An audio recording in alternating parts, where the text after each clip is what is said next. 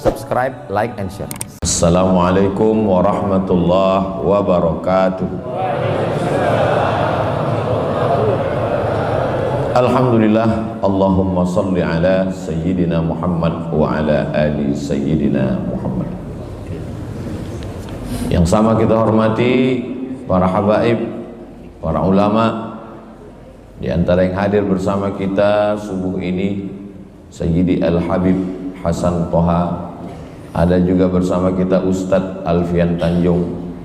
Bapak Ibu yang tidak saya sebut namanya, bukan saya tidak hormat, tapi karena saya tidak ingat. Mudah-mudahan kita selalu mengingat Allah Subhanahu wa ta'ala. Di antara doa Nabi SAW, Allahumma barik li ummati fi bukuriha, berikan berkah pada umatku siapa yang paling awal bangun paginya. Jadi siapa yang paling awal, dialah yang paling banyak dapat keberkahan. Mudah-mudahan kita termasuk dalam golongan itu. Setelah itu kita melangkah ke masjid. Langkah pertama menghapus dosa, langkah kedua mengangkat derajat. Maka tadi kita pun sampai ke masjid, lalu kita melaksanakan idza dakhala ahadukumul masjidah, kalau kamu masuk masjid fala yajlis, jangan duduk hatta yusalli raka'ataini, sampai salat 2 rakaat. Salat sunat tahiyatul masjid. Setiap kening yang kita tempelkan ke lantai-lantai masjid itu nanti akan menjadi saksi di hadapan Allah Subhanahu wa ta'ala. Man shalla subha fi jama'atin, siapa yang salat subuh berjamaah, kana fi dhimmatillah, maka dia dalam perlindungan Allah. Insyaallah kita hari ini semua dalam lindungan Allah Subhanahu wa ta'ala. Man shalla subha fi jama'atin, siapa yang salat subuh berjamaah, faka'annama shallal laila kullah, dia dapat pahala seperti salat sepanjang malam. Man shalla subha fi jama'atin, siapa yang salat subuh berjamaah, summa qa'ada yadhkurullah, lalu dia duduk berzikir mengingat Allah, tidak keluar masjid, hatta tatlu asy-syamsu, sampai terbit matahari. Terbit matahari ini subuh ini di Semarang jam 5:11. Ustaz tahu dari mana? Saya nanya google.com. Tidak boleh sholat saat terbit matahari, saat tergelincir matahari, saat tenggelam matahari, karena itu disebut dengan waktu qarnai syaitan, 2 tanduk setan. Saat matahari terbit, datang setan menghampiri. Nah, jadi waktu tanduk setan.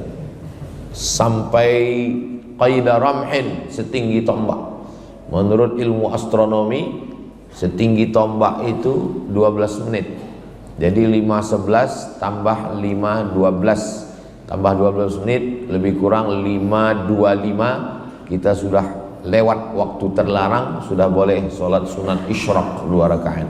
Sholat subuh berjamaah, duduk berzikir mengingat Allah sampai terbit matahari, lewatkan 12 menit, sholat sunat isyraq 2 rakaat. Faka'annama kanat lahu ka ajri hajjatin wa umrah, dapat pahala seperti haji dan umrah. Jadi kita insyaallah subuh ini dapat pahala haji dan umrah. Hadisnya ada dalam Sunan At-Tirmidzi, status hadisnya hadisun hasan. Tidak ada ikhtilaf antar ulama tentang mengamalkan hadis hasan. Lalu kemudian kita melaksanakannya sendiri-sendiri, tidak berjamaah. Nanti ketika Bapak Ibu sholat sunat isyraq 2 rakaat, saat semuanya sholat, disitulah saya izin pulang. Mudah-mudahan amal kita ini diridhai Allah Subhanahu wa ta'ala. Allahu nurus samawati wal ard, Allah cahaya langit dan bumi. Mathalu nurihi kamishkatin fiha misbah, seperti dinding yang dilobangi, lalu di lubang itu ada cahaya. Tempat meletakkan lampu zaman dulu, sebelum ada lampu gantung, maka dinding ini dilobangi, mishkat namanya, diletakkan cahaya, lampu di sana. Al-misbahu fi zujajah, lampunya itu di dalam kaca. Az-zujajatu ka'annahu kaukabun durriyun, seperti bintang yang bercahaya. Yuqadu min syajaratin, cahayanya itu dari kayu, dan kayunya itu yudhi, cahaya, la syarqiyah wala gharbiyah, cahayanya rata, tidak timur, tidak ke barat, sampai memenuhi semuanya. Ini semua adalah perumpamaan, karena Tuhan bukan cahaya. Allah itu walam yakul lahu kufuwan ahad, laisa kamitslihi syai'un. Jangan nanti ketika malam berzikir, saya Ustaz Somad dalam zikir saya tadi malam jam 2, tiba-tiba saya lihat di kamar saya cahaya. Di mana cahayanya? Di tubuh istri saya. Itu bukan Tuhan. Istrimu sedang memeriksa handphonemu. Kalau kita sedang berzikir, lalu tiba-tiba kita dalam pejam mata nampak cahaya terang, lalu kata dia itu Tuhan, maka ma khatara bibalik fallahu laisa kadzalik. Apa yang terlintas di pikiranmu, maka Allah tidak seperti itu. Itulah pentingnya kita mengkaji tauhid. Maka disusunlah oleh Imam Abul Hasan Al-Asy'ari yang disebut dengan sifat 20. Sifat 20 itu bukan batasan. Kenapa Allah dikaji dalam sifat 20? Memangnya sifat Allah itu cuma 20? 20 itu bukan sifat batasan. 20 itu adalah sifat yang disusun ulama untuk melakukan fit and proper test terhadap Tuhan. Sekarang ini yang mau jadi Tuhan itu menurut survei ada 4.000. Semuanya mau jadi Tuhan. Bagaimana cara menyeleksinya, mana yang lulus mana tidak? Yaitu sifat 20 itu. Jadi kalau ada orang mengaku melihat Tuhan, Tuhannya itu kata dia cahaya terang benderang dia lihat tadi malam, dan cahaya itu berkata, jangan sholat lagi karena kau sudah kuangkat menjadi wali. Bagaimana untuk menyatakan itu Tuhan atau tidak? Kembali pada sifat 20. Orang yang ngaji sifat 20 dengan satu sifat saja terbantahkan bahwa yang dia lihat itu bukan Tuhan. Dengan sifat apa? Wujud, qidam, baqa, kena pada pasal 4, mukhalafatuhu lil hawadis. Mukhalafatuhu lil hawadis. Dia tidak sama dengan makhluk, sedangkan cahaya adalah makhluk. Maka siapapun apapun yang sama dengan makhluk, maka dia bukan Allah SWT. Itu maka masjid-masjid kalau bisa minimal buat kajiannya 3. Pertama kajian tauhid, kedua kajian fikih, ketiga kajian akhlak. Yang lain-lain itu tambahan. Dalam sepekan tauhid sifat 20. Kitab yang paling tipis matan Aqidatul Awam, syarahnya Jala'ul Afham, syarah Aqidatul Awam yang ditulis oleh Syekh Sayyid Muhammad bin Alawi Al-Hasani Al-Maliki. Ketika beliau mengajar itu lalu disusun oleh murid beliau Kiai Ihya. Maka kitab itu bagus sekali, dari Jawa Timur, murid Sayyid Muhammad Alawi. Kalau mau di pondok-pondok dulu kami membaca, disusun oleh Imam, kitab namanya Ad-Dasuqi ala Ummil Barahin. Al-Azhar pun mengkaji itu. Ini untuk menafikan orang. Lalu apa makna cahaya di situ? Cahaya adalah kiasan. Kenapa saya hari ini bisa membedakan ini orang, ini tiang, ini lampu, ini atap, ini dinding? Kalau ada orang mengatakan kita bisa melihat karena kita punya mata, bukan. Kita bisa melihat bukan karena kita punya mata, tapi karena ada cahaya. Siapa yang mengatakan dia bisa melihat karena punya mata, nanti malam jam 12 besok malam matikan semua lampu ini, datang kemari, buka mata lebar-lebar. Kita tidak bisa melihat apa-apa. Kita bisa melihat bukan karena mata, tapi karena kita dapat cahaya. Karena cahaya itulah yang bisa membedakan mana lampu, mana orang, mana tiang. Jadi, apa makna kiasan cahaya di situ? Artinya, ketika Allah memberikan hidayah kepada seorang hamba, maka dia seperti mendapatkan cahaya, dengan cahaya itu dia bisa membedakan mana yang hak, mana yang batil. Mana yang batil, mana yang betul, mana yang betul, mana yang batil. Sekarang hampir tidak lagi bisa orang membedakan mana betul, mana batil, mana batil, mana betul. Walaupun batil, tapi karena disuarakan setiap hari menjadi betul. Yang betul dianggap batil, yang batil dianggap betul. Saking banyaknya orang gila sekarang. Orang waras ragu dengan kewarasannya. Ada orang waras masuk ke rumah sakit jiwa. Begitu ketemu di pintu satpam, kebetulan di samping satpam itu ada orang gila. Orang gila itu pertama nanya, "Bapak sudah lama gila?" Dia bilang, "Saya waras, kamu yang gila." Sampai ke dalam, lewat di lapangan, ketemu ramai orang gila, tepuk tangan. Orang gila, orang gila. Saya yang waras, kamu yang gila, kata orang waras. Sampai ke dalam, ketemu lagi sama orang gila, minta sebatang rokok. Dia bilang, "Orang gila punya mancis nggak?" Kalau begini lama-lama saya yang jadi ragu, siapa yang gila sebetulnya? Saking banyaknya orang gila, orang waras, ragu dengan kewarasannya. Maka kalau orang sudah punya kebenaran, kebenaran itu seperti cahaya yang datang dari Allah Subhanahu wa taala, bisa membedakan antara hak dan batil. Maka Nabi Muhammad SAW itu diperumpamakan seperti cahaya. Mana Nabi Muhammad diumpamakan seperti cahaya? Tala'al badru alaina. Badar itu bulan yang bulat purnama. Kalau bulan yang masih kecil, bulan sabit, itu namanya hilal. Kalau bulan yang sudah bulat, namanya badar. Dua-duanya sudah jadi nama orang Indonesia, Pak Hilal dan Pak Badar. Itu perumpamaan. Kenapa? Karena bulan itu terang di tengah malam yang gelap. Ketika malam gelap, musyrik, kafir, jahiliyah, Abu Jahal, Abu Lahab, datanglah Badar. Makanya seorang munsyid yang melantunkan nasyid dari Mesir, Syekh Atif, melantunkan dengan Qamarun yang diviralkan bersama Habib Umar.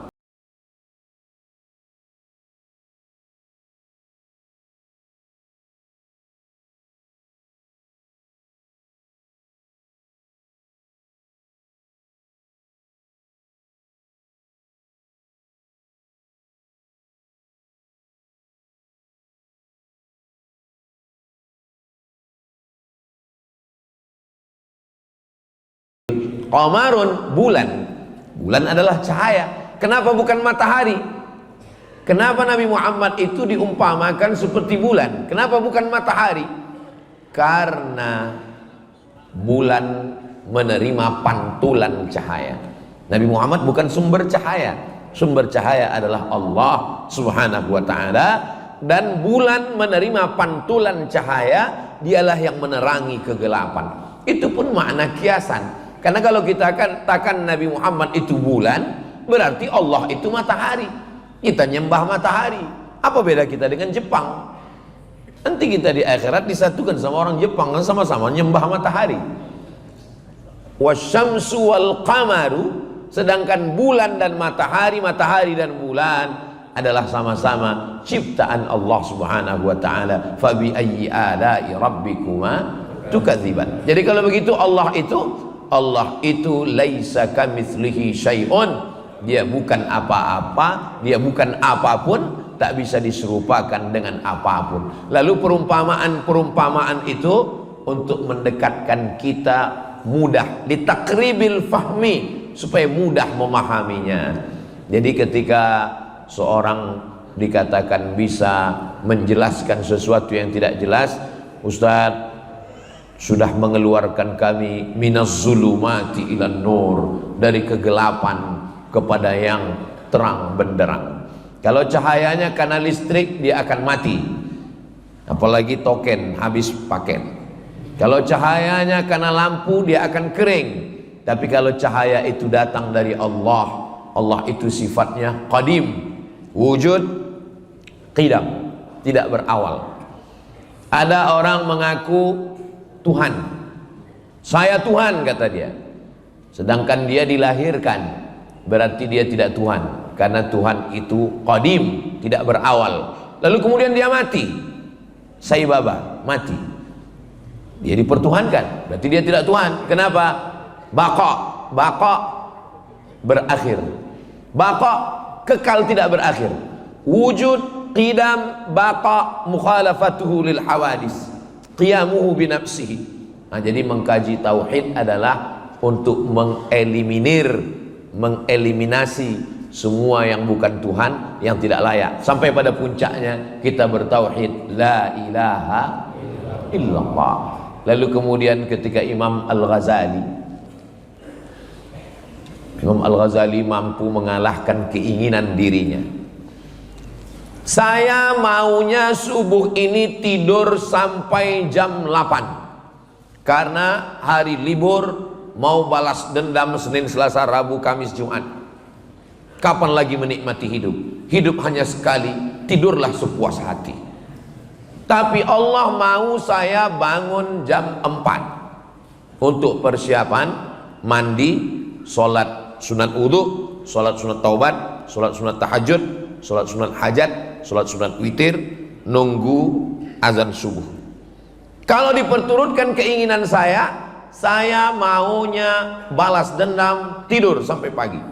Tapi keinginan Allah, saya mesti bangun untuk sholat subuh. Saat itu ada dua keinginan, keinginan Allah dengan keinginan saya. Siapakah yang mesti dikalahkan? Ada orang selalu mengalahkan keinginannya, tapi ada orang, ya kita harus adil Pak Ustadz, sekali-sekali Allah juga mesti mengalah. Ketika saya mengalahkan keinginan saya, yang saya ikut adalah keinginan Allah, bertemunya keinginan saya dengan keinginan Allah, bahasa Arabnya taufiq. Makanya selalu diucapkan semoga kita semuanya mendapat taufik. Lalu semua orang mengatakan alhamdulillah, ibu-ibu mengatakan alhamdulillah. Ada satu ibu diam aja, ditanya sama temannya, tadi saat semua bilang semoga dapat taufik, kamu kok diam aja? Saya sudah dapat gitu. Rupanya nama suaminya Pak Taufik. Mohon maaf Pak Taufik, diantar sini. Taufik artinya mampu mengalahkan keinginan sendiri, ikut keinginan Allah dalam segala hal. Saya maunya makan banyak, Allah tidak mau makan banyak. Kamu jangan makan banyak, kata Allah. Kulu, makanlah. Washrabu, minumlah. Wala tusrifu, jangan makan banyak. Ketika saya mampu mengalahkan nafsu makan saya dengan ikut keinginan Allah, saat itu sedang mendapatkan taufik. Alhamdulillah, subuh ini sudah mendapatkan taufik. Kenapa? Saya kalahkan keinginan saya, lalu saya ikut keinginan Allah. Nanti pas makan, saya kalahkan keinginan saya ikut kemauan Allah. Alhamdulillah. Pas menikah, maunya yang matanya biru, rambutnya rambut jagung, tinggi semampai. Tapi kata Allah bukan itu. Wala amatum musyrikatun khairon, budak hitam hamba sahaya lebih baik min musyrikatin, daripada yang cantik tapi dia musyrik, mempersekutukan Allah. Walau a'jabatskum, walaupun dia mengagumkan bagi kamu. Di saat itu saya melawan hawa nafsu saya. Kalau saya peturutkan hawa nafsu saya uturutkan yang ini. Tapi kalau saya kalahkan, berarti dapat taufik. Sudah 3 kali dapat taufik. Saat bangun tidur dapat taufik, saat makan dapat taufik, saat ingin menikah dapat taufik. Kemudian saat memilih pemimpin, begitu juga. Saya maunya yang ngasih saya sembako, yang ngasih serangan pajar. Tapi menurut Allah itu adalah la'ana Rasulullah SAW ar-rashi wal murtashi. Orang yang menyogok, yang menerima sogok, dilaknat. Laknat artinya ba'idun anir rahmah, jauh dari rahmat Allah.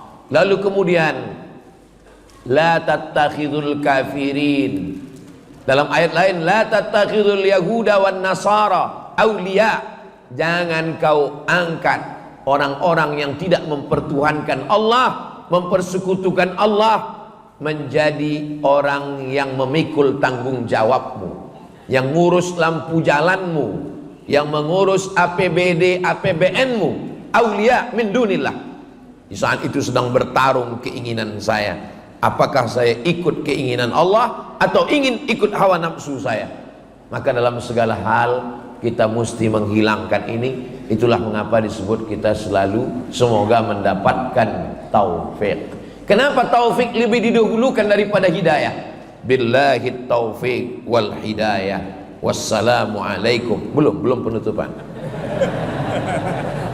Karena kita berhenti 5:11 tambah 12 5:25. 5:25 baru kita sholat sunat isyraq 2 rakaat. Kenapa taufik lebih didahulukan daripada hidayah? Kenapa tidak billahil hidayah wat taufik? Karena hidayah ada dua. Hidayah yang pertama, hidayah untuk memilih antara kafir dan Islam. Lalu kenapa kita minta hidayah? Ihdinas siratal mustaqim, ihdinas siratal mustaqim. Semoga dapat hidayah. Kita kan sudah Islam. Hidayah pertama kita sudah dapat, insya Allah, hidayah Islam, amin. Tapi hidayah yang kedua adalah menetap dalam keislaman, kuat dalam keislaman. Itulah hidayah yang kedua. Lalu kenapa yang disebut dalam ini semoga mendapatkan taufik dan hidayah? Setelah kita mendapatkan taufik bangun jam 4, walaupun ada jam 2, jam 3. Setelah mendapatkan taufik makan tidak terlalu banyak, ikut Allah. Setelah mendapatkan taufik menikah dengan orang beriman. Setelah mendapatkan taufik memilih pemimpin yang beriman. Lalu kemudian dia istiqomah dalam itu. Itu yang disebut dengan hidayah. Kalau tidak nanti orang bingung. Kenapa kita subuh minta hidayah? Ihdinas siratal mustaqim, ihdinas siratal mustaqim. Di Masjid At-Taufik ini 3 kali lagi minta hidayah. Allahumma hdina fi man hadait. Hidayah apa? Kita kan sudah Islam. Hidayah menetap dalam kebenaran. Doakan supaya Ustaz Somad yang ceramah ini dapat dua-duanya, taufik dan hidayah. Inilah tulusnya jamaah ini. Padahal yang saya minta kan saya. Kenapa mereka semuanya setuju amin? Karena ketika kita mendoakan saudara kita, Allah kirimkan malaikat. Apa kata Allah? Hai malaikat, mereka yang mendoakan orang lain, ucapkan amin. Lalu malaikat itu mengatakan amin walaka mithluh, kabulkan doa orang ini, engkau dapat yang sama seperti yang engkau doakan. Man qara'a surat al-kahfi, siapa yang membaca surat al-kahfi pagi Jumat, siang Jumat, sore Jumat, petang Jumat, malam Jumat, sebelum azan maghrib hari Jumat, adha'a lahu min nur, cahaya lagi, Allah berikan dia cahaya ma bainal jumu'ataini, sampai Jumat berikutnya. Cahaya apa yang dimaksud? Apakah mukanya jadi bercahaya? Itu Ultraman. Cahaya apa yang dimaksud ini?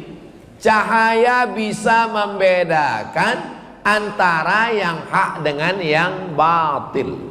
Makanya siapa yang menghafal surat Al-Kahfi, membaca surat Al-Kahfi, tidak sanggup semua minimal ujung-ujungnya, maka dia selamat diantaranya dari fitnah Al-Masih Ad-Dajjal. Kenapa ada Al-Masih ujungnya Dajjal? Karena ada Al-Masih yang original, ada Al-Masih yang KW. Yang KW itu disebut dengan Al-Masih Ad-Dajjal. Ada orang jual gelas emas, bejana emas, namanya wi'a zahab. Wi'a bejana, zahab emas. Wi'a zahab bejana emas. Yang satu lagi jual mirip seperti emas, tapi dia kasih tahu, mohon maaf ya Pak Ustadz, ini bukan emas, ini cuman sepuh, disepuh dengan warna emas. Maka orang Arab menyebutnya wi'a mudajjal. Jadi jangan katakan nanti ini ada gelang, ini gelang emas, yang ini gelang dajjal. Bukan, mudajjal di situ artinya tidak asli, tidak original. Jadi jangan nanti ada Ustadz, kan ada Ustadz Somad, ada orang yang bilang ini Ustadz Somad Dajjal, mirip Ustadz Somad. Dia mirip seperti Nabi Isa. 3 sifat dia mirip seperti Nabi Isa. Saat dia suruh langit, apa kata dia? Ya sama imtiri, wahai langit turunkan hujan. Betul-betul turun hujan. Dia katakan ke tanah, ya ard umbuti, wahai bumi tumbuh tanaman. Lalu kemudian ada orang mati, dia katakan, ya mayyit qum, wahai mayat berdiri, langsung tegak. Lalu semua orang mengatakan dialah Al-Masih, padahal dia Al-Masih Dajjal, dia bukan Al-Masih yang asli. Makanya sebelum salam tadi kita minta, Allahumma inni a'udzubika min adzabi jahannam wa min adzabil qabri wa min fitnatil mahya wal mamat wa min syarri fitnatil masihid dajjal. Sekarang Al-Masih Ad-Dajjal itu belum datang. Yang datang itu sekarang baru Al-Masih Ad-Dajjal KW99. Itu aja banyak yang tertipu orang. Bagaimana kalau yang Al-Masih Ad-Dajjalnya itu betul-betul datang? Nauzubillah. Mudah-mudahan kita terpelihara, terjaga. Kalau bisa sebelum dia datang kita udah mati duluan. Ini banyak orang yang nantang-nantang, mana Dajjal itu mana? Malah ada yang ngejek-ngejek. Ustaz katanya manusia bisa ke bulan, bisa ke planet. Terus nanti kalau semua pindah ke Mars, Dajjal di sini kecewa dong. Ada tuh saya tonton di video. Jadi sekarang orang jadikan agama ini sebagai lucu-lucuan. Sampai masanya nanti dia datang yang benar-benar serius baru dia tahu. Saudaraku yang dimuliakan Allah Subhanahu wa taala, maka cahaya ketika kita bisa mengalahkan hawa nafsu. Di zaman Umar bin Khattab ada seorang laki-laki yang bisa tahu apa yang niat tamunya datang. Tamunya datang, dia kasih tahu, kamu pasti mau melakukan ini. Lalu kemudian datang Umar bin Khattab. Kata dia, Umar bin Khattab, kamu datang pasti mau membunuh saya. Kata Umar bin Khattab, kamu tahu dari mana? Kamu masuk Islam, kata Umar bin Khattab. Kata dia, tunggu 3 hari. Karena memang dalam Islam tunggu 3 hari. Lalu kemudian setelah 3 hari dia datang kepada Umar, dia katakan, asyhadu an la ilaha illallah wa asyhadu anna muhammadar rasulullah. Riwayat ini diceritakan oleh Syekh Ali Jum'ah. Ketika ditanya kepada dia, kenapa kamu bersyahadat setelah 3 hari? Karena saya selalu melawan hawa nafsu saya. Kalau nafsu saya mengatakan makan, saya enggak makan. Kalau nafsu saya mengatakan pergi, saya tidak pergi. Kalau nafsu saya mengatakan perang, saya tidak perang. Apapun yang dikatakan hawa nafsu saya lawan. Akhirnya saya bisa melihat sesuatu yang tidak dilihat manusia. Ini jawaban kenapa pendeta-pendeta yang tidak makan, tidak minum, tidak menikah, firasatnya tajam. Kenapa? Karena siapapun yang melawan hawa nafsunya, firasatnya akan tajam, bisa melihat sesuatu yang tidak dilihat manusia biasa. Itu terjadi pada Umar bin Khattab. Lalu kemudian ditanya ke dia, kenapa kamu masuk Islam? Karena hawa nafsu saya mengatakan jangan masuk Islam. Lalu saya lawan, asyhadu an la ilaha illallah wa asyhadu anna muhammadan rasulullah. Jadi kalau ada di antara kita ini bercita-cita, cita-citanya nggak terlalu tinggi, cuman ingin tahu tamunya mau apa, udah aja, nggak usah makan, nggak usah minum, tapi kue yang udah dapat boleh dimakan. Jangan gara-gara ini Ustadz ini kayaknya nyindir, jangan. Tapi kalau mau tahu tamunya mau apa, jangan dulu, tahan dulu. Apapun yang bisikan hawa nafsu jangan. Seandainya Ustadz Abdul Somad dikasih Allah kemampuan untuk tahu hati orang, tahu niat tamu mau apa, Ustadz mau atau enggak? Saya enggak mau. Kenapa? Karena dengan tahunya saya niat tamu itu, saya jadi enggak tulus. Saya jadi tahu tamu ini mau minta endorse, mau pilkada misalnya. Lebih baik saya enggak tahu niat tamu itu apa, sehingga saya bisa kasih dia minum, saya bisa ngobrol dengan nyantai, lebih baik. Makanya sebagian wali-wali Allah yang melawan hawa nafsunya, lalu disingkapkan Allah rahasia. Disingkapkan itu namanya kasyaf. Kasyaf artinya tirai yang tersingkap. Begitu tersingkap dia jadi tahu, langsung dia lawan hawa nafsunya yang katanya jangan makan, dia langsung makan. Supaya apa? Supaya tertutup kembali. Lebih baik tertutup daripada nampak. Ini banyak orang sekarang sengaja nggak makan, nggak minum, nggak tidur, nggak nikah. Supaya apa? Supaya tahu apa yang terjadi. Itu bukan puncak ilmu dalam Islam. Puncak ilmu adalah mendapatkan cahaya sehingga bisa membedakan mana yang hak, mana batil, mana betul, mana batil, mana benar, mana salah. Mudah-mudahan kita mendapatkan kebenaran itu insyaallah. Imam Abu Hamid Al-Ghazali yang menulis kitab Ihya Ulumuddin 4 jilid.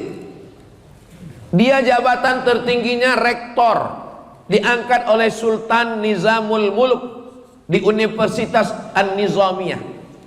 Ngomongnya berkarisma. Kalau dia jalan 70.000 orang menyertainya. Dia sampai kepada puncak keilmuan. Yang paling hebat zaman itu adalah filsafat. Dia bantah filsafat. Judul bukunya Tahafud Al-Falasifah. Setelah itu baru datang Imam Ibn Rushd membantah Tahafud At-Tahafud. Waktu itu Imam Al-Ghazali sudah meninggal dunia. Imam Al-Ghazali digelar dengan Hujjatul Islam. Berbantah dengan siapapun dia menang. Sampai akhirnya suatu hari dia melihat ada tongkat yang bengkok di tepi sungai. Ada tongkat kayu, dia lihat bengkok. Ternyata setelah ditarik lurus. Kalau kita ambil kayu, tongkat, kita tusukkan ke tepi sungai, lalu kita lihat, itu kan bengkok. Tapi pas kita tarik lurus. Dia sudah mulai tidak percaya dengan mata. Berarti mata tertipu. Mata yang melihat ini menipu. Apalagi zaman sekarang, dilihat dari jauh putih, rupanya skincare. Mohon maaf ibu, saya kira nggak ada ibu-ibu. Jadi mata ternyata menipu. Telinga juga begitu. Kita dengar lagu, enak sekali. Begitu dihilangkan sound musiknya, dihilangkan, hancur babak belur. Telinga menipu, tertipu. Mata tertipu. Kalau begitu saya tinggalkan semua yang menipu ini. Imam Abu Hamid Al-Ghazali meninggalkan jabatan rektor, meninggalkan popularitas, 70.000 follower dia tinggalkan. Akhirnya dia berkhalwat. Khalwat artinya bersunyi-sunyi dengan Allah Subhanahu wa taala di menara Masjid Jami' Umawi, sampai sudut itu disebut dengan Zawiyah Al-Ghazali, pojok Imam Al-Ghazali. Lalu berapa lama dia di sana? 11 tahun. Setelah itu dia sampai kepada level yang tertinggi disebut dengan ma'rifah. Ma'rifah artinya puncak ilmu pengetahuan. Lalu orang bertanya kepada dia, kamu sudah sampai kepada ma'rifah Al-Ghazali? Ya. Apa al-ma'rifah itu? Imam Al-Ghazali mengatakan, nurun yaqdhifullahu fi qalbi abdi, cahaya yang ditembakkan ke hati seorang hamba. Hanya sampai itu saja. Cahaya yang ditembakkan ke dalam hati seorang hamba. Dengan cahaya itu bisa membedakan mana yang hak, mana yang batil. Sekarang yang disebut dengan kebenaran itu apa? Kebenaran itu kalau dilakukan oleh tokoh terkenal, walaupun salah berarti benar. Kebenaran itu apa? Kebenaran itu kalau dilakukan semua orang, semua yang viral benar, walaupun salah. Orang tidak lagi dapat cahaya. Makanya di antara doa tahajud, Allahumma ja'al fi qalbi nura, wa fi sam'i nura, wa fi basari nura, wa an yamini nura, wa an yasari nura, wa min amami nura, wa min khalfi nura, wa min fawqi nura. Bunyi, berarti matahari sudah terbit. Setiap bunyi terbit matahari. Setiap bunyi terbit matahari. Setiap bunyi terbit matahari. Suatu hari dia nggak bunyi, matahari terbit. Baterainya habis. Orang sudah terjebak pada hukum sesuatu terjadi sesuatu. Kalau sudah begini, padahal itu belum tentu benar. Itu hanya kebenaran yang diciptakan oleh manusia. Kalau dia bunyi berarti terbit matahari. Gimana kalau dia tidak bunyi? Matahari tetap terbit. Jangan terjebak pada hukum yang dibuat oleh manusia. Maka kita minta cahaya dari Allah. Nurun, cahaya yang ditembakkan ke dalam hati seorang hamba, sehingga dengan itu saya bisa mengetahui mana yang benar, mana yang salah. Membaca surat Al-Kahfi supaya ingin dapat cahaya. Doa tahajud supaya dapat cahaya. Berzikir supaya dapat cahaya. Cahaya yang dimaksud adalah cahaya kebenaran, sehingga kita bisa memilah dan memilih mana rambut, mana hijau, mana asli, mana palsu, mana Al-Masih Isa, mana Al-Masih Dajjal. Mudah-mudahan kita sampai hari ini, sampai anak cucu kita, sampai hari kiamat dapat cahaya itu insyaallah. Nah, siapa yang sudah dapat cahaya, jaga Dengan apa menjaganya? Dengan berjamaah. Jangan sendirian. Man syadza finnar. Siapa yang sendirian masuk neraka. Alaikum bil jamaah. Hendaklah kamu berjamaah. Iyyakum wal furqah. Jangan sendirian. Jamaah itu ada pemimpinnya. Idza kuntum thalathatan fi safarin. Kalau kamu 3 orang musafir, falyu'ammirahum ahadahum, maka angkat satu pemimpin. Saya selama 4 hari ini musafir. Jumat, Sabtu, Ahad, Senin pulang. Memang Jawa Tengah jatahnya setahun 4 hari. Sumatera Utara 4 hari. Sumatera Barat 4 hari. Kalimantan 4 hari, Sulawesi 4 hari, Brunei 4 hari, Sabah 4 hari, Sarawak 4 hari. Di luar itu saya tidak datang. Mohon maaf, beribu maaf. Saya mohon maaf kepada sedulur sederek sedoyo penjenenganipun. Kalau saya nggak datang bukan angku, bukan sombong, karena memang sudah bagi 4 hari. Lalu banyak orang yang heran, nanya-nanya, kenapa Ustadz 4 hari ke Jawa Tengah di musim-musim pilkada ini? Saya nggak tahu waktu nyusun itu dulu kalender, karena kita nggak koordinasi dengan KPU. Nah, selama 4 hari ini siapa imamnya? Siapa pemimpin saya? Pemimpin saya adalah Ustadz Yunus. Makanya ketika ketemu dengan Habib tadi malam, Ustadz Somad nanti mau ke Solo, iya, mampir ke pondok ya. Mohon maaf Habib, saya koordinasi dulu dengan imam saya. Kenapa? Karena saya dalam perjalanan ini saya nggak tahu di mana Solo, di mana Karanganyar, di mana Semarang, di mana Kudus. Maka saya berikan kepada yang tahu. Fas'alu ahla dzikri in kuntum la ta'lamun. Tanya pemimpinmu kalau kamu tidak tahu. Maka angkat dia menjadi pemimpin, tunjukkan mana tempat-tempatnya. Setelah itu sami'na wa ata'na. Ju'ilal imamu liyutamma bih. Imam itu diangkat untuk diikuti, bukan untuk dilawan. Maka apapun yang dilakukan imam, ikut. Imamnya ruku, melu wae, wis.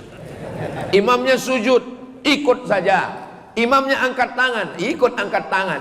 Allahumma hdina fi man hadait, amin. Wa afina fi man afait, amin. Wa tawallana fi man tawallait, amin. Wa barik lana fi ma a'tait, amin. Wa qina bi rahmatika syarra ma qadait, amin.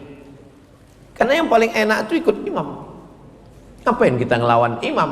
Imam ruku, kita ruku. Imam sujud, kita sujud. Imam baca kunut, kita baca kunut. Imam kentut, yang batal imamnya, kita enggak. Apa standarnya? Standar kita ikut imam selama imam itu ikut Allah dan ikut Rasulullah Sallallahu Alaihi Wasallam. Imam yang kentut wajib diganti dengan imam yang baru. Mohon maaf imam, jangan tersinggung. Yang saya maksud imam ini bukan imam yang lain.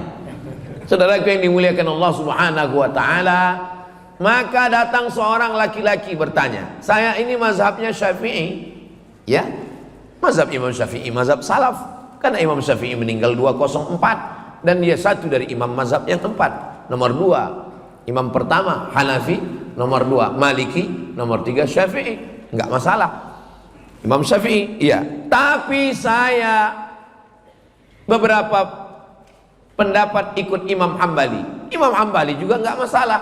Imam Hambali imam yang keempat, muridnya Imam Syafi'i. Tapi Imam Hambali dengan Imam Syafi'i beberapa perbedaan. Di antara perbedaan mereka tentang kunut subuh. Imam Syafi'i berkunut subuh, Imam Hambali tidak kunut subuh. Dulu kelahi antara pengikut Imam Syafi'i dengan Imam Hambali. Sekarang alhamdulillah sudah enggak kelahi lagi karena sama-sama enggak sholat subuh. Datang satu pengikut Imam Hambali. Saya ini ikut Imam Hambali. Ya, saya enggak kunut subuh. Iya, karena Imam Hambali tidak kunut subuh. Bagaimana kalau saya pulang kampung, ternyata di masjid itu yang jadi imamnya adalah mazhab Syafi'i. Kata Imam Hambali, kalau dia baca doa kunut, angkat tanganmu dan ucapkan amin. Paling enak ngikut imam. Sekarang banyak makmum enggak ikut imam. Imam mengangkat tangan, Allahumma hdina fi man hadait. Halo. Imam Hambali sendiri mengikut Imam Syafi'i. Apakah hanya karena berbeda mazhab lalu kelahi? Coba baca dalam Manaqib Imam Hambali, Imam Ahmad bin Hambal, meninggal tahun 241, makamnya di Baghdad. Apa kata Imam Ahmad bin Hambal? Da'autu lisyafi'i fi salati arba'ina sanah. Saya mendoakan Imam Syafi'i dalam solat saya 40 tahun. Dalam solat, bukan di luar solat, bukan setelah solat. Dalam solat saya doakan Imam Syafi'i. Bunyi doanya, Rabbil firli wali walidayya wali Muhammad bin Idris Asy-Syafi'i. Padahal mereka berbeda. Saya tidak minta bapak ibu doakan saya 40 tahun, tidak 4 tahun, tidak 4 bulan, tidak 4 hari, tidak 4 kali, sekali pun jadilah. Rabbil firli wali walidayya wali Abdus Somad. Ampunkan aku, ampunkan kedua orang tuaku, ampunkan Ustadz Abdul Somad. Sekali bisa, alhamdulillah. Sekali enggak bisa. Ini Semarang ini dekat laut kan? Saudaraku yang dimuliakan Allah Subhanahu wa taala, maka berbeda mazhab, selama ada dalilnya ikutilah. Ulama besar Saudi Arabia namanya Syekh Ibnu Utsaimin. Lalu ditanya sama jamaahnya, Syekh Ibnu Utsaimin, ya, apa hukumnya membacakan Yasin pada orang yang sakratul maut? Yasin wal Qur'anil Hakim innaka laminal mursalin ala siratim mustaqim.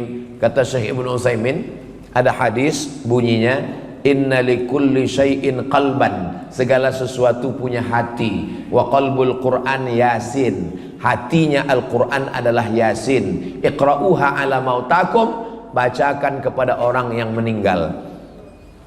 Ulama yang mengatakan hadis ini sahih, maka dia bacakan, maka perbuatannya itu sunnah, karena menurut dia ini hadisnya sahih. Orang yang tidak mengakui hadis ini, dia mengatakan perbuatan itu bid'ah. Artinya apa?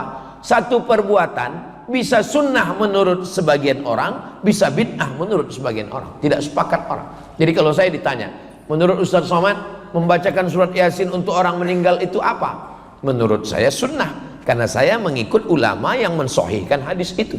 Tapi menurut teman saya itu bid'ah. Iya bid'ah menurut dia, dia tidak bisa bid'ahkan saya. Karena kalau dia katakan Abdul Somad kau pelaku bid'ah, bid'ah berarti dolalah, dolalah berarti finnar. Itu sama artinya dia mengatakan kau Abdul Somad masuk neraka, nerakaku bukan nerakamu. Bagi engkau aku bid'ah, tapi tidak.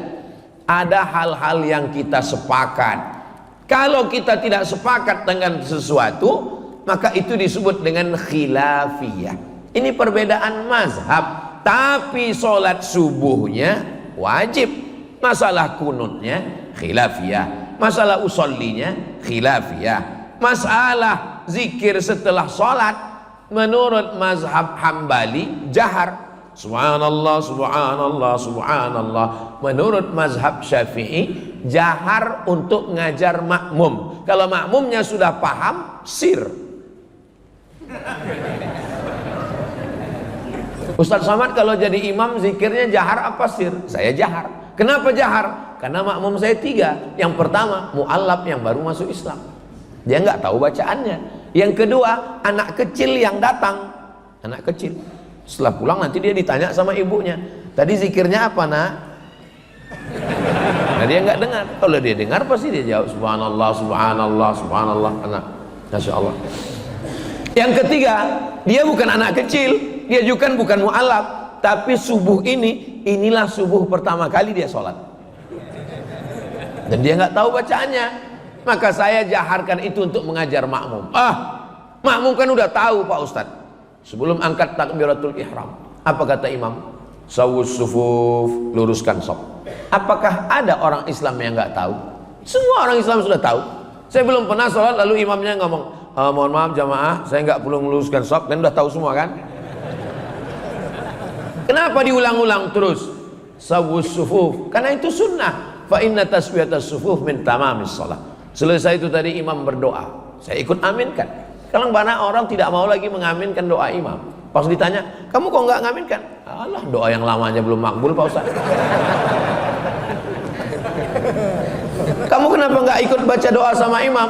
Kami beda visi misi Pak Ustaz. Imamnya minta hujan, saya jual es krim. Yang kita mintakan itu bukan hujannya, rahmatnya. Rahmat yang diturunkan Allah Subhanahu wa ta'ala. Kenapa Ustaz ikut amin dengan imam tadi? Sebab kata Nabi, ad-da'i wal mu'amminu fil ajri sawa. Yang berdoa dengan yang mengaminkan pahalanya bodoh, sami mawon. Maka imam membaca doa, saya ikut aminkan. Apa susahnya bilang amin? Amin. Oh, saya lupa, tadi yang baca doa saya. Diminta imam, gak mungkin saya tolak. Gak mungkin ketika saya disuruh baca imam tadi berani nyuruh-nyuruh saya. Enggak, saya taat sama imam. Imam bilang baca, siap imam, saya baca doa. Lalu kemudian setelah itu kenapa kali kita zikir Asmaul Husna? Itu pun sunnah. Walillahil asmaul husna. Allah punya nama yang baik-baik. Fad'uhu biha. Ya Rahman, Ya Rahim, Ya Malik, Ya Quddus, Ya Salam, Ya Mu'min, Ya Muhaimin, Ya Aziz, Ya Jabbar, Ya Mutakabbir, Ya Khariq, Ya Bari, Ya Musawwir, Ya Ghaffar. Itulah enaknya kalau Asmaul Husna rame-rame. Yang nggak hafal nggak ketahuan. Anaknya nanya, papa hafal? Hafal kalau rame, kalau sendiri enggak. Kenapa zikir itu mesti rame-rame, mesti bersuara keras? Karena malaikat dikirim Allah. Inna lillahi malaikatan. Ada malaikat-malaikat yatufuna alal ard. Malaikat itu berkeliling di atas muka bumi mencari majelis zikir. Begitu mereka menemukan majelis zikir, malaikat itu memanggil teman-temannya, halummu, halummu, mari kemari, ila hajatikum, inilah yang kalian cari. Dan mereka ikut berzikir dengan orang yang berzikir. Itulah makna hadis, idza dzakarani fi nafsihi dzakartuhu fi nafsi. Kalau hambaku itu berzikir sendirian, aku menyebutnya dalam diriku sendirian. Wa idza dzakarani fi mala'in, kalau dia berzikir beramai-ramai, dzakartuhu fi mala'in khairum min mala'ihim, aku sebut mereka di tempat yang lebih ramai dan lebih mulia. Maksudnya lebih ramai bersama malaikat, lebih mulia bersama malaikat yang tidak berdosa. Itu diantara dalil-dalil zikir berjamaah yang disusun oleh Al-Imam Al-Hafiz Jalaluddin Abdurrahman As-Suyuti. Sebagiannya disebutkan dalam kitab Al-Hawilil Fatawi tentang dalil zikir-zikir beramai-ramai. Di antaranya dalam kitab Musnad Ahmad bin Hanbal, setelah berzikir beramai orang berdiri. Ketika berdiri bubar, apa kata malaikat? Qumu maghfuran lakum, berdirilah kamu, dosa-dosamu sudah diampunkan Allah Subhanahu wa ta'ala. Maka nanti ketika kita berdiri, semua dosa-dosa kita sudah lepas semuanya. Tapi ingat, makanya kalau dengar ceramah itu jangan sambil ngantuk, dengar baik-baik. Yang lepas itu dosa, bukan hutang. Jangan pulang dari sini ditagih kapan? Kata Ustaz Somad tadi saya sudah lepas hutang. Ceramah saya semuanya bisa didengar ulang. Jadi kalau ada yang bohong ketahuan, karena saya nggak pernah buat kajian eksklusif tertutup. Semuanya bisa ditonton ulang di channel Ustaz Abdul Somad Official. Subscribe, like, share, and comment. Akhirnya kita sampai pukul 5.25, sudah masuk waktu sholat sunat isyraq. Nama waktunya syuruq, nama sholatnya isyraq pakai qab. Kalau pakai kap isyraq syirik. Kalau isyraq terbit matahari, kanat lahu ka ajri hajjatin wa umrah, maka dia dapatkan pahala seperti haji dan umrah. Maka untuk menjaga cahaya ini supaya tetap, jangan sampai cahaya ini 100 watt jadi 5 watt, kadang-kadang hidup kadang-kadang mati. Maka menghidupkannya itu adalah dengan ibadah. Salat subuh berjamaah menyala, salat isyraq menyala, salat duha menyala, zuhur, asar, maghrib, isya, tahajud, zikir, infak, wakaf, sedekah menyala abangku. Tapi kalau sudah, ya suami saya alhamdulillah sejak dengar tausiah Ustadz ada juga dia sholat. Alhamdulillah Ustadz. Sholat apa? Idul Adha. Itu pun karena ke masjid mau ngambil kupon kurban. Itu susah mau diselamatkan cahayanya. Mudah-mudahan doakan supaya saya, Habib Hasan, Ustadz Alfian Tanjung diberikan istiqomah, kita semua dalam kebaikan. Ala hadhihi niyyah, untuk niat yang baik ini. Al-Fatihah. A'udzubillahi minasyaitonir rajim. Bismillahirrahmanirrahim. Alhamdulillahi rabbil alamin. Arrahmanir rahim. Maliki yaumiddin. Iyyaka na'budu wa iyyaka nasta'in. ihdinas siratal mustaqim siratal ladzina an'amta 'alaihim ghairil maghdubi 'alaihim waladdallin amin. Allahumma shalli ala sayyidina Muhammad wa ala ali sayyidina Muhammad. Allahumma ij'al fi qulubina nura, jadikan cahaya di dalam hati kami ya Allah. Wa fi asma'ina nura, jadikan cahaya dalam pendengaran kami ya Allah. Wa fi absarina nura, jadikan cahaya dalam pandangan kami ya Allah. Wa an aymanina nura, bagian kanan kami cahaya. Wa an aisarina nura, bagian sebelah kiri kami cahaya. Wa an amamina nura, bagian depan kami cahaya. Wa min khalfiha nura, dari bagian belakang kami cahaya. Wa min fawqina nura, jadikan bagian atas kami cahaya. Wa min tahtina nura, bagian bawah cahaya. Waj'al lana nura, jadikan untuk kami cahaya sehingga dengan cahaya itu kami bisa membedakan antara yang hak dan batil ya Allah. Allahumma arinal haqqa haqqa warzuqna ittiba'ah, tunjukkan yang hak itu hak benar, berikan kami kekuatan untuk mengikutinya. Wa arinal batila batila, tunjukkan yang batil itu salah. Warzuqna jitinabah, berikan kami kekuatan untuk menjauhinya ya Allah. Allahumma hdina, berikan kami hidayah. Wahdi bina, berikan saudara kami hidayah. Waj'alna sababan liman ihtada, jadikan kami menjadi sebab sampainya hidayah itu kepada saudara-saudara kami ya Allah. Allahumma ja'al hadzal balada baladan amina, jadikanlah negeri kami ini negeri yang aman dan damai. Allahumma rzuqna imaman adila, berikan kami pemimpin yang adil dan amanah. La tusallit alaina bidzunubina man la yakhafuka wa la yarhamuna, jangan hukum kami atas dosa-dosa kami lalu kau angkat orang yang tak takut padamu dan tak sayang pada kami. Allahumma dafa'na al-ghala wal waba wal fahsya wal riba wal zina wal munkar, selamatkan negeri kami, anak cucu kami dari malapetaka, narkoba, zina, LGBT, perbuatan keji dan mungkar. Allah mansur ikhwanana al-mujahidina fi Palestin, tolong saudara kami yang sedang teraniaya di Palestina. Allahumma dammir a'da'aka a'da'ad-din, hancurkan musuh kami semua Israel ya Allah. Allahumma syattid syamlahum wa farriq jam'ahum, hancurkan persatuan mereka, cerai-beraikan persatuan barisan mereka. Waj'al kaidahum fi nuhurihim, jadikan tipu muslihat mereka menuju kematian mereka ya Allah. Rabbana ighfir lana dzunubana, ampunkan dosa kami, wali abaina, ayah kami, wali ummahatina, ibu kami, wali azwajina, pasangan hidup kami, wali dzurriyyatina, anak keturunan kami, wali habaibina, para habaib kami, wali masyayikhina, guru-guru kami, wali man hadarana, semua yang hadir dalam majlis kajian subuh ini ya Allah. Rabbana atina fid dunya hasanah wa fil akhirati hasanah wa qina adzaban nar. Wa sallallahu ala sayyidina Muhammad wa ala alihi wa sahbihi wasallam. Walhamdulillahi rabbil alamin. Taqabbalallahu minkum minna wa minkum taqabbal ya karim.